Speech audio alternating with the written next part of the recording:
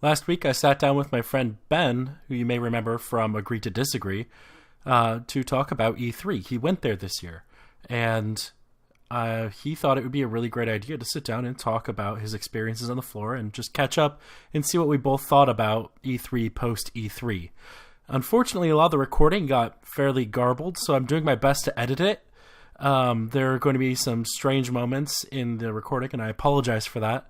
But for the most part, I think it's a really good conversation. So, with that in mind, here you go.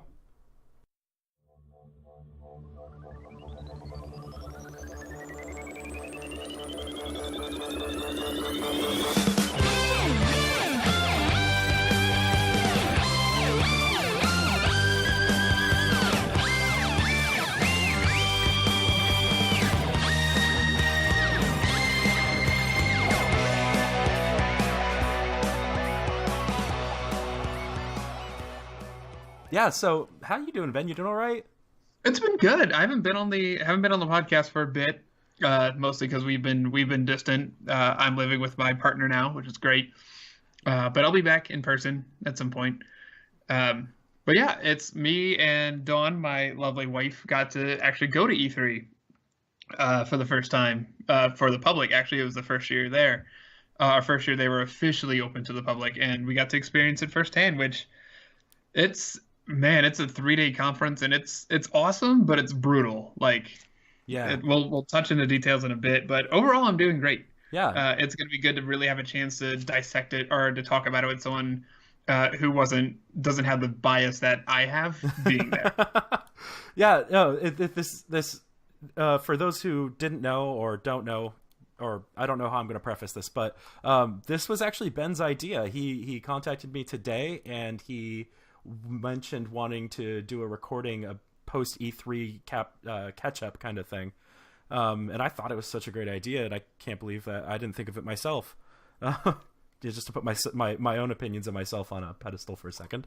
But yeah, I wanted to bring it up because everyone has I say this politely, there's every podcast that's a dime a dozen, like, here's what I thought about the E3 conference, but I feel like very little of those people actually got a chance to experience it. And me being very fortunate to be able to do it, I think can provide a different perspective on things and to really give a different feel of what it's different when you wait in lines for 8 hours to 10 hours to play a game for 10 minutes. Yeah. You get a whole different take on stuff. So how about let's just dive in. Let's have enough. I've had enough of this preamble. How about you? No, we're good. Let's get into it.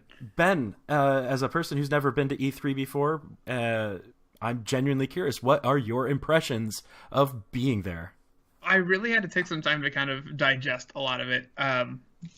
To kind of give a very quick synopsis of each day, it was a 3-day period. I don't remember the date specifically, but it was a Tuesday through Thursday. The Tuesday, the very first day, was a lot of Dawn and I just kind of walking around because it took up I don't know about a lot of the LA Convention Center in downtown LA. And there is a South Hall and the West Hall, which had all your big companies, and there was just theatrics bloody everywhere. Like huge television screens, like elaborate setups. At one point, we ran across Microsoft hired a band to sing pirate shanties for Sea of Thieves. Oh, I completely forgot about Sea of Thieves. We ran into that. Nintendo had a fucking ARMS tournament. And they had the voice of Mario, which I forget his name. I keep wanting to call him Marionette, but that's not true at all. Charles Martinet.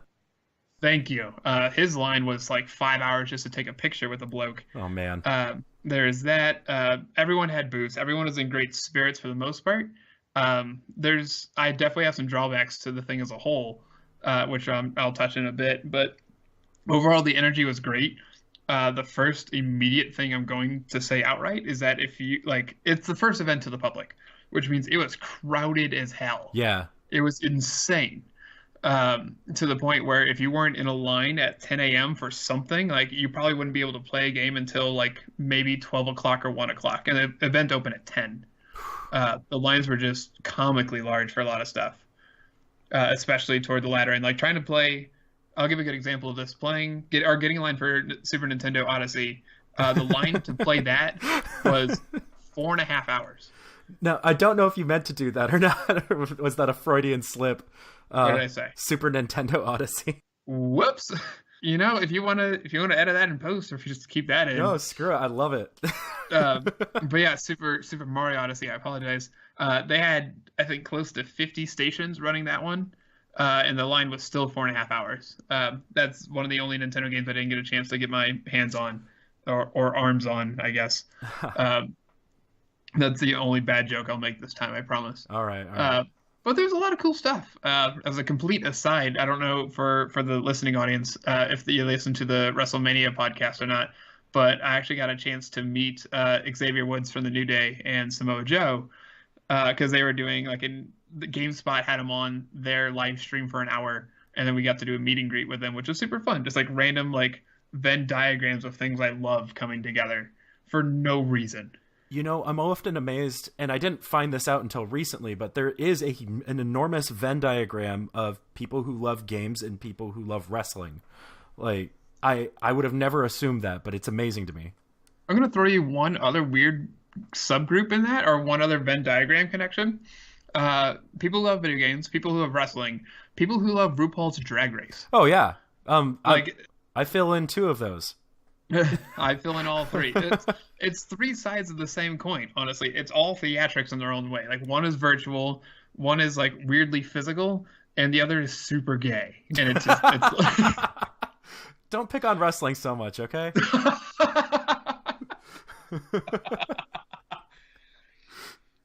But yeah, it's one of those things where seeing a lot of those worlds kind of emerge and kind of collide with each other that was a really refreshing take on stuff. Where seeing a lot of the public come in, everyone looked different, everyone was dressed differently. There's a small handful of cosplays, but not a ton, which is good because it's not really the conference for that sort of stuff. Save that for PAX, save that for other crap. I was going to ask you about that, actually. If you don't mind, I want to know, because this, as you mentioned before, was the first time that E3 was open to the general public, assuming they had a ticket. And along with that, PAX as a community first event, they've had a lot of years to kind of figure out having spaces for people who are worn out to hang out and chill out and be okay, away from all the noise and the bustle and stuff like that. Did you see any of that while you were at E3? There was some, but it wasn't notably prevalent. The one big, I sincerely apologize for not remembering the company, but there is one company who they're a mental health company, and they basically took up a lot of the second floor, which nothing was on the second floor. But it was an AFK room, an away from keyboard room. Great. Where if you were just tired of the crowds and just the exhaustion, it was a completely quiet room where you could just sit down and breathe and collect your breath. They offered refreshments and drinks and just, made sure you were okay. And that was really nice. All right. Aside from that, though, and this is, again, going to sound a little bit shitty, if you're not somebody, you didn't really have a place to rest all that much. There's quiet spots away from stuff, but there wasn't a way to really kind of get away from everything. You always heard the for Ubisoft was a good instance. They were in the center of one of the halls, and they always had some type of presentation or some dude on a microphone yelling Far Cry 5 is the best Far Cry ever. We got it. we make that's fair. But you can never really get away from the audio or get away from the crowds of it. And there's a lot of people who would just if they couldn't find a line, because the lines got capped off, which is a big mistake. Or maybe not a mistake so much, but it's something they didn't take into account for. Because the lines, you had to cap them off for fire code purposes. Right. And also, publicity purposes. Because you don't want, if a bunch of people are surrounding your thing, you can't read what the advertisement for your thing is. And so it'd be hey, the line's capped, come back in 15 minutes. And what happened is that there'd be, sub-lines to get into the main line to get into the thing. It was really kind of claustrophobic in that sense. No, I understand. No, go ahead. Sorry. No, as I was going to say, luckily, I'm not claustrophobic, but for the people who were, you were definitely, rubbing elbows and rubbing shoulders with people just to try and play this thing or play whatever it was. And no game was an exception to this. I think the lowest wait I had was about an hour. Yeah. And the highest was about, I did not let myself put in a line over 2. But I know people for Destiny 2 was the highest with about 5 hour wait, Wow. which is insanity to me. But if that's the game that you wanted to play, granted, there's going to do like a public test beta in like September. So I don't know why the hell you'd want to bother personally, but Well, I mean, why do people want to shout first in comment sections? That's fair. A good example of this is actually ARMS. There's a 2.5 hour wait to play ARMS on the Thursday, the last day of the conference. The game came out Friday. Right. And people were still like hanging out wanting to play it. It's like, oh, like I got in a line. I was like, oh, it comes out tomorrow, right? And we wasted like 10 minutes there. And we're like, yeah, I'm just going to get it when it comes out, which I still haven't done, but it looks good. Played it. It's Yeah. great. I feel like ARMS, from the moment they announced it, I was skeptical, and then as time has gone on, it's like, oh, there's actually a game in there. It's not just a tech demo. I shot on it so hard, and then I looked at the gameplay. I was like, this is actually like really well thought out. Yeah. I'm really impressed by how like attention to detail it was. I was really happy with it. I mean, that being said, I remember when they announced Splatoon initially, I was also skeptical about that. And I really have to hand it, like, I am a Nintendo fanboy, but I still remain skeptical whenever they announce a new franchise, and they've done 2 for 2 now for me. I did have a chance to play Splatoon 2, actually. Yeah, so the long and short of it, and we can get into more detail later, but the long of it, or the short of it, is that if you weren't a huge fan of 1, like 2's not going to sway you over. Right. But if you really liked 1, like 2's definitely going to win you over, because 2 was dope. It's just like it's customization to a T. Like it just feels fun. They still have motion controls, but you can turn them off, which you can do in the last one. But don't use motion controls. Like it's dumb. Don't do it. And they had like a cute little tournament, like a really awkward tournament. Like they had 4 like international teams. I'm air quoting really hard. And they did like these awkward like introduction videos. Oh, yeah. It was weird. No, I tuned into Nintendo's E3 coverage, and when they were doing the intro videos for the international teams, I cringed so hard that I just stopped after 5 minutes. I'm like, I can't. There's a lot of people in the audience just kind of looking at each other like, are we good? Like, can we get this over with and like speed it up? Because this is not entertaining. Because again, like Nintendo especially was really crowded, as you could imagine. Yeah. So it was like, it was shoulder to shoulder. Like you had to shove people like it was a goddamn mosh pit to get out of there if you wanted to, or to get in somewhere. It was madness. Which is it's a big consequence of letting it open to the public, of course. Mm-hmm. But man, if you're a germaphobe, not your conference. If you're claustrophobic, not your conference. I would not recommend it for that. And honestly, like I'm still on the fence if I'm going to go back next year or not. Just because, how to put this politely, if again, I said it before, if you're not somebody, it's not worth your time because there's a lot of like media only sections, like a ton. Very cushy, like offered free drinks, like air conditioning, media only sections. Hey, and if you're, go ahead. Maybe if Games gets bigger, we'll be able to send you as a correspondent or something. I'm actually glad you brought that up. There is this, so there's 3 different badges you can get, or 4 potentially. But the main 3 are Expo Pass, which is just general admittance. There's media, and there's industry. Expo Pass is obviously the easiest. You pay your money, you get a badge, not that hard. If you're industry, and industry counts for freaking anything. Like if you have your own like freelance company, you're industry. If you just work for a company somewhere on the planet Earth, you're industry. Like I saw there was a guy there for Buffalo Wild Wings, and he had an industry badge, and I was like, okay, like that's fine. Interesting. There's one for like Nebraska Furniture Mart. There's ones for like all sorts of random nonsense. And you could make arguments for all of them, but it's not the point. But anyway, like anyone can get an industry badge if you like have some connection to something related to anything. And there's no real strong perks to it. Just the fact that you just got an industry badge and you may not have had to pay money for it. I don't quite remember. And then there's the media badge, which is why I'm glad you brought up games as a whole. Basically, if you have a media badge, that doesn't mean a damn thing. Because you could have a media badge, but you could still not be allowed to go into media sections because it's up to the companies to determine if you're worthwhile media or not. Right. Do they care about what you have to say? Exactly. And there's a really unfortunate and sad situation that I kind of oversaw where it was at the end of the first day and we were leaving one of the halls to go out um, to outside of the whole conference center. And there was this young lady, she was probably about 22, 23, and she was on the phone and she was like in tears talking to somebody. And she was a media badge. And her thing, I won't say her thing to not put any publicity on her necessarily, but she was definitely like politely a no-name media thing. I've never heard of her before. She's not like a household name by any means. It just sounded like she was either like a starting up podcast or starting up blog or whatever. And so she had her badge and she tried going into like all these different media places, and I just kind of eavesdropped the conversation. She got into one of them finally. And then they started the conversation or the presentation for all the media people. And then the presenter stopped and like kicked her out. It's like, hey, like you're not media. And she like flashed her badge and said like, hey, I am media. And they're like, Okay. well, you're not like relevant media. And they kicked her out. So not IGN, not Polygon, so they don't care.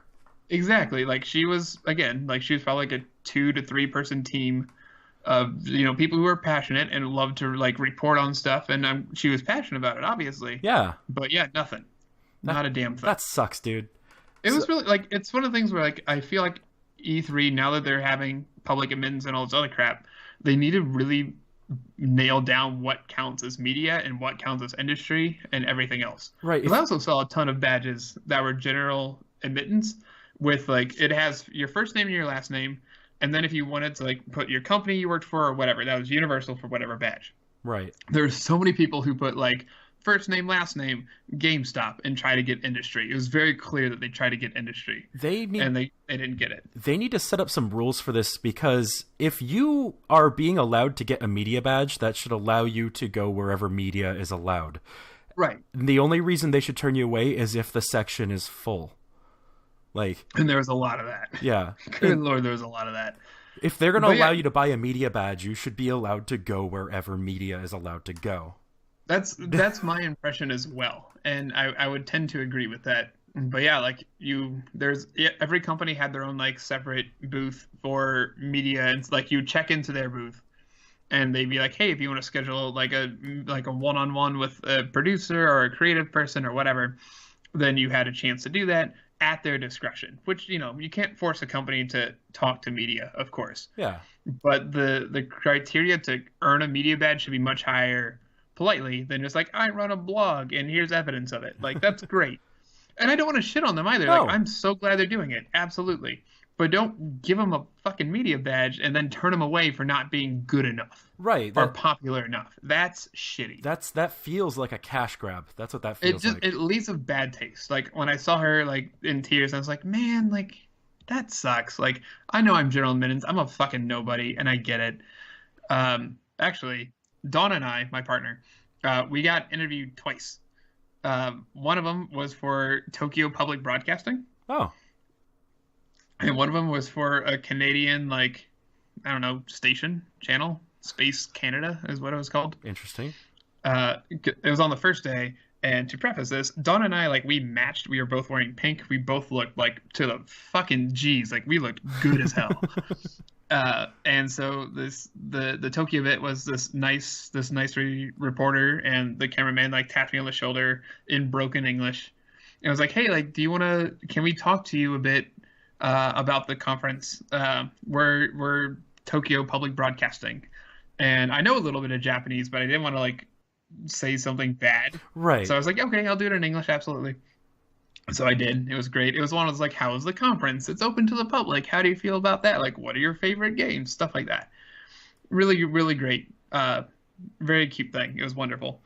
And then the one from Canada, the gentleman introduced himself as, like, the Canadian Chris Hardwick. And I wasn't sure if that was like if he was trying to endear himself or if that was like trying to like downplay himself. I'm not quite sure which angle he was going for. But we gave him like a 10-minute interview. He really liked us, I think.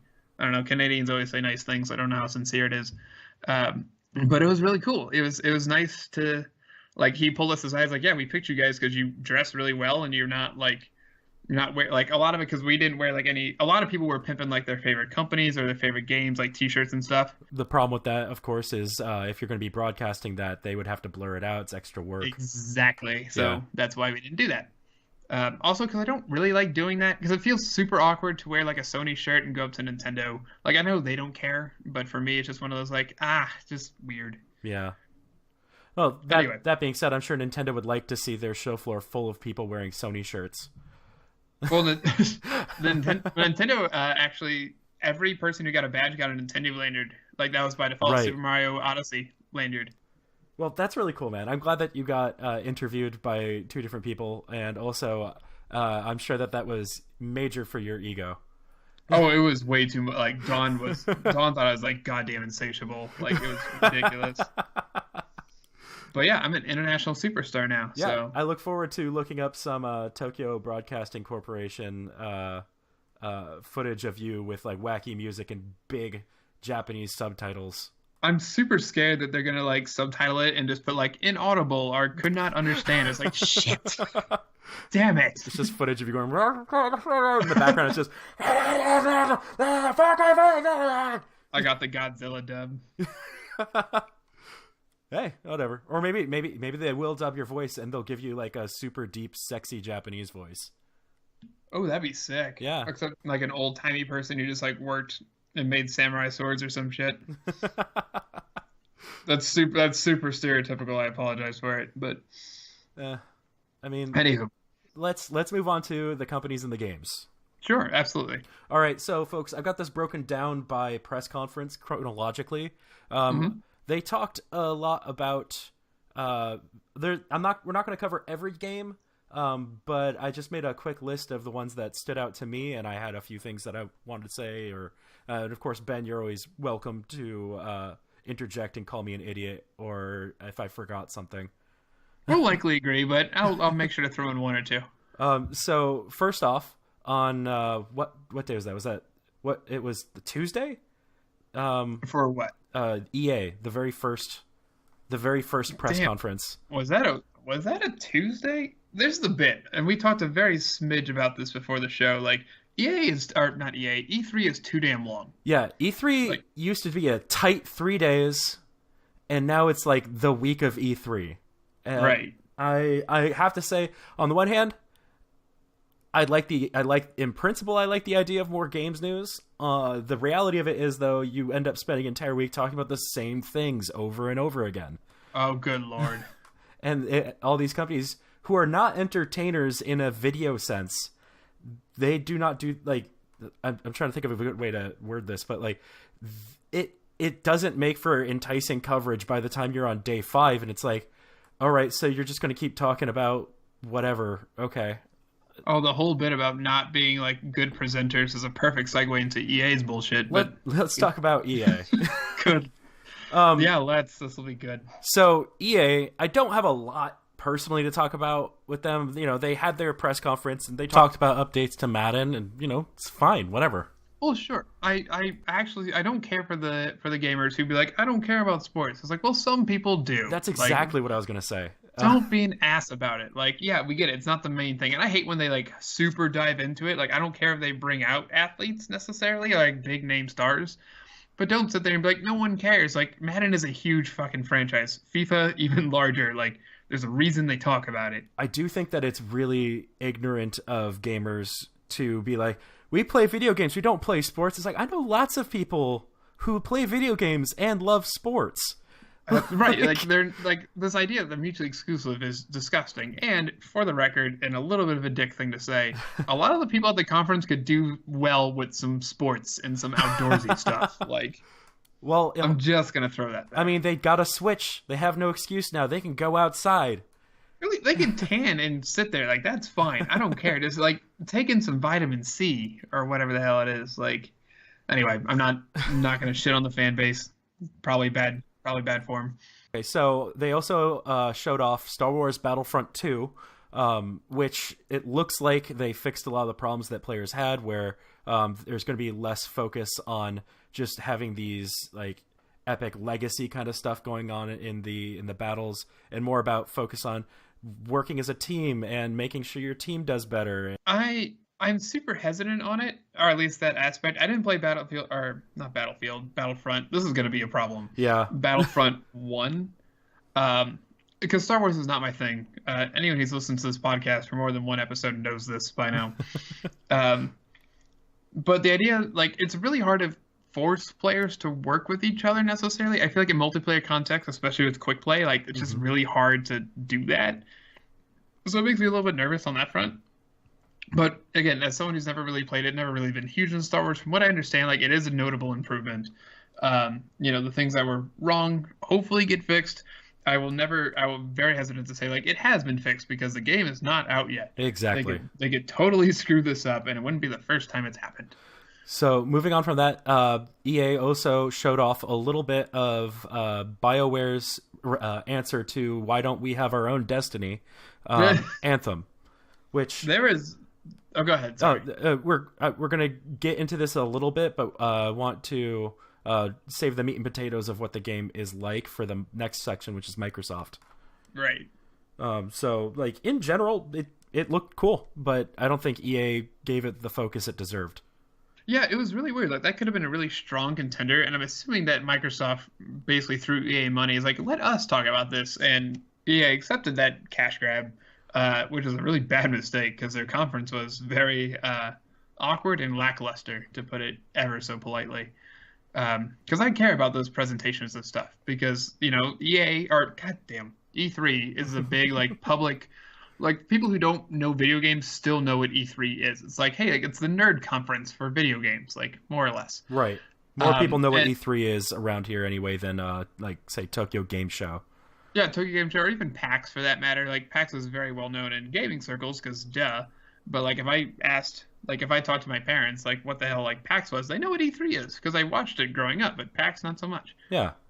But it's one of those things where their presentation was just so awkward and so poorly thought out that it leaves a bad taste. And yeah, it was out of all the conferences definitively the weakest, which is unfortunate because again, Anthem looks to be pretty damn strong. Yeah. It's a Destiny 2 contender, I guess. No, I can't remember. Did EA show off anything from PopCap or anything like that? No. Oh. Not to my knowledge, anyway. Plants vs. Zombies must not be making them as much money as it used to. Or they don't need to. Like, I mean, look, I love Plants vs. Zombies, but what do you innovate on? Like, what comes next? That's true. That being said, I love PopCap. They're a great company. PopCap's dope. I love them. I look forward to seeing when they announce things because they usually do bring a fun twist to something that otherwise you might have completely overlooked.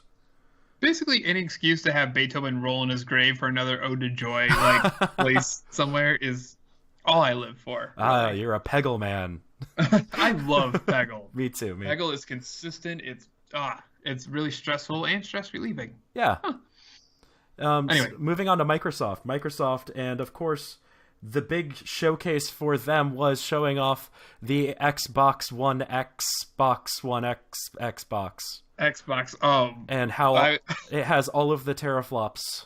I was telling Dawn this, and I told Dawn about the name because she didn't watch the conference. And it's like, yeah, like they named it the Xbox One X, and she's like, I'm sorry, there's 3 X's in that, and there's Xbox One, 3 X's, and it's all like really.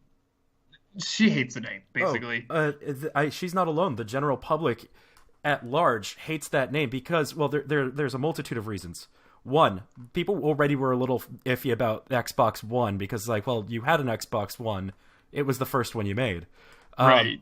And then, on top of that, they announced the Xbox One S last year. Oh, Lord. And so now there's the Xbox One X, which sounds a lot like S. The 2 letters sound too similar, and it's a real problem. Yeah, because the letter X is pronounced by the letter K and the letter S. Yes. Together. That's gonna be a huge problem. You know what? No one's gonna call it on the internet a fucking Xbox. No, it's just not gonna happen. People just call it like the Triple X or something, or like that's a whole different discussion. So many people are gonna get banned on forums now. Oh yeah, it's gonna be a huge problem. But yeah, it's. Honestly, like I kind of go to bat for the name. Like, yeah, it's not the strongest name ever, but in defense, like, what the hell else are you gonna call it? Oh, I mean, like, what's left? Like, I didn't care much for the PS4 Pro name either. Like, because it's the same. I don't want to say it's the same damn console, but like, it plays the same games, does the same stuff. Like, there's nothing really professional about it. So what the hell is gonna be the difference here? Yeah. Like, yes, there's a ton of like hardware wise, gorgeous. Like, and it.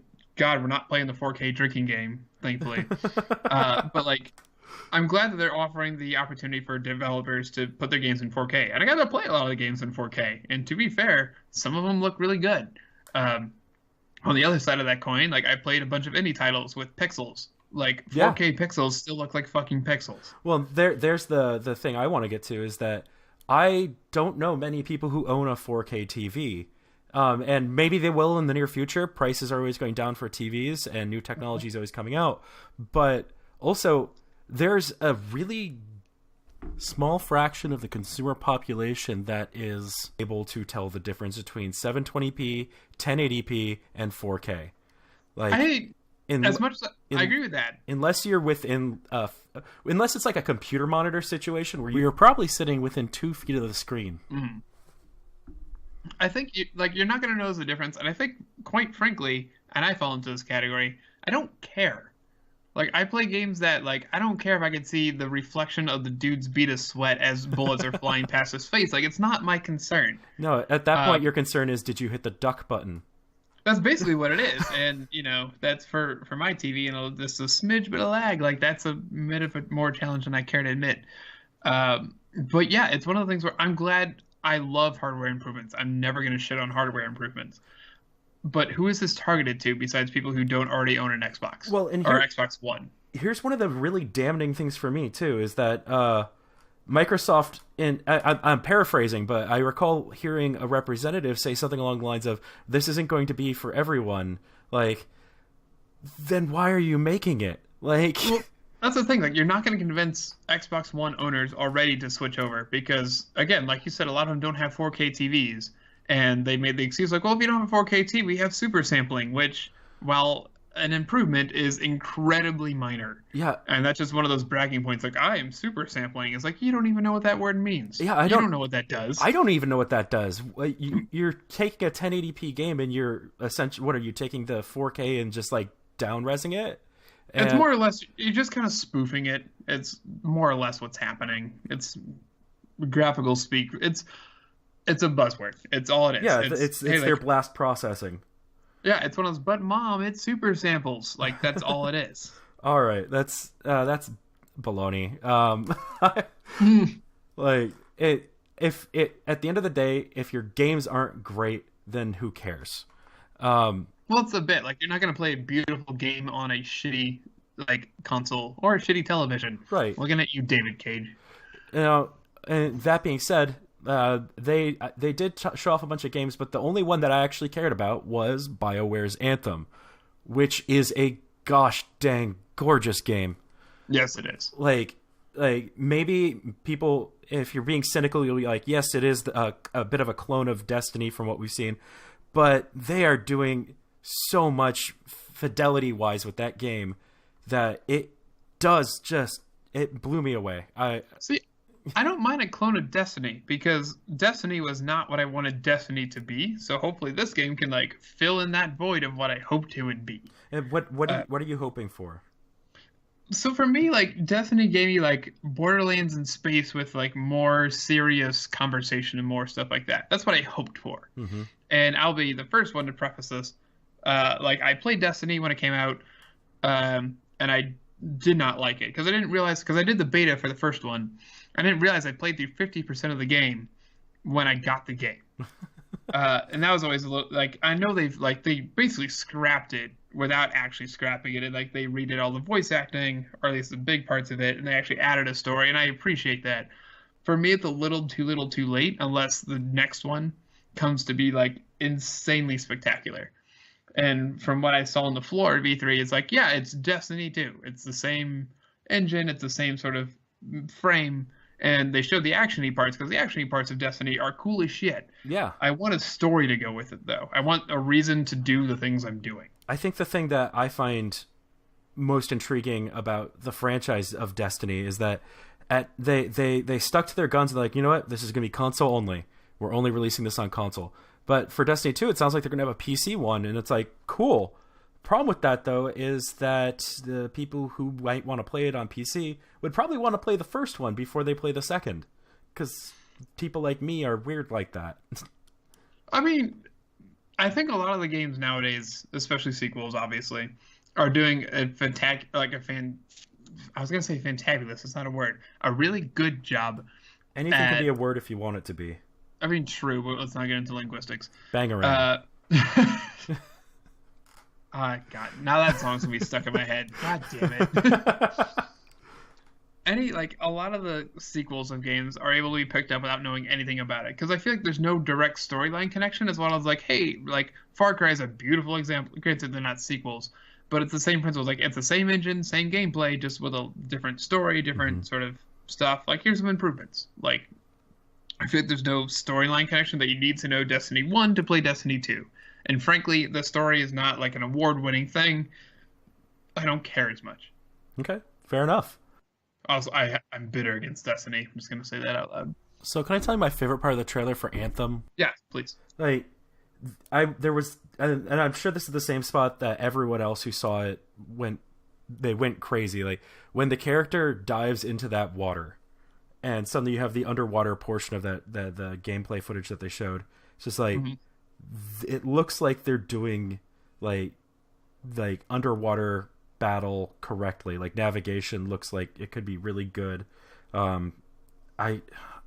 There's so few games that utilize like good underwater sections. I feel very genuinely that like we've, as far as game design, like we finally hit that pinnacle or that hurdle of like, how do we handle underwater anything in any genre in any game properly? Because for ages, like the underwater level is the one you pass off to your friend when he visits your house. Like, you play this level. Like, oh, yeah. No one wanted to do it, and now we've kind of figured out like this is kind of cool. Like, we have this this is one of the worlds we haven't explored very well. It's just like underwater anything. Yeah. And I'm so glad that someone is trying it. Like, and what looks to be a really good job of doing it. Yeah. So I look forward to seeing how BioWare tackles a game that is not specifically something similar. It doesn't look at all like Mass Effect, and that makes me excited. Yeah, I'm bored of. I've never been huge on Mass Effect anyway, but I'm just glad that BioWare gets its teeth on something else, because I think it does a really great job at most everything it touches. It's just like one or two things where it's like, man, this could have been like the masterpiece I play for ages and ages and ages, and it's not there. Another, like, I should have prefaced it at the very beginning, like, I'm wearing my skeptic hat for everything I see at E3 because we've been burned, and I played a bunch of these demos, and it seems like they're all like, when I played them, they're all running on consoles. Like, they're not running on PCs, which is great. I'm glad they're being very honest about that. And there's some of the demos, and we'll get into them, like, where they just like flat out glitched, and I was like, okay, cool. Like, I'm glad that you like, oh, I've never discovered that. Like, they're still taking the time to bug test a lot of the stuff, which is great. Oh yeah. And before I mislead anyone, no, Anthem was not available as a demo, just for the record. I don't want to make people think I played that, because that line would have been 18 hours long, and I don't have that. Oh my goodness, yes. And that game's not even coming out till, was it 2019 or 2018? Probably 2018. It's really rare for companies to announce things 2 years out, but I've been wrong before. If it comes out in 2018, I can't believe it's going to come anytime before Christmas. So. Oh no. So like that'll be like the killer Black Friday thing next year. Black Friday. I hate Black Friday so much. It's all right. We'll do an episode about that in the future, probably around November. Thank God I'm not in retail anymore. Continue. So was there anything else that Microsoft talked about that's worth bringing up? There's a hand. I mean, so Microsoft just dumped games at you. Like, they just like, here's another game. Like, you want us to not talk? Fantastic. Here's another game and another game. And it was just wonderful. It was so much that I could not keep up with it, which is awesome. What's the only... Did they mention a small game? I don't actually recall this. I played it at the floor. There's a game called Super Lucky's Tale. Which is based... Yeah. It was this incredibly cute little game, little 3D platformer, that it felt kind of like Banjo-Kazooie Light. sort of. It was really adorable, and I got a chance to play it for 25 minutes. Talked to the developer and producer of it. It's this cute little thing. It's $30 when it comes out. I just want to give a personal shout out to it because it's cute. It's wonderful. It's a great way to kill 10 hours of your life. And they gave me a fucking cape, which is super cool. Oh, nice. It was awesome. Anyone who gives me a cape gets a shout out. Just whenever we get a mailbag set up, whenever we get fans that send us mail, send me a cape. Yeah, send him a cape. But remember, if you're not one of the people getting there early, he will quickly get tired of all the capes. This is true. Your cape has to be good. You can't just cut a t-shirt in half and call it a cape. Oh man, that's even above what I was thinking. It was like garbage bags. They're called ponchos. I think you and I wear capes differently. Oh. Yours is not a bib. Sorry, continue.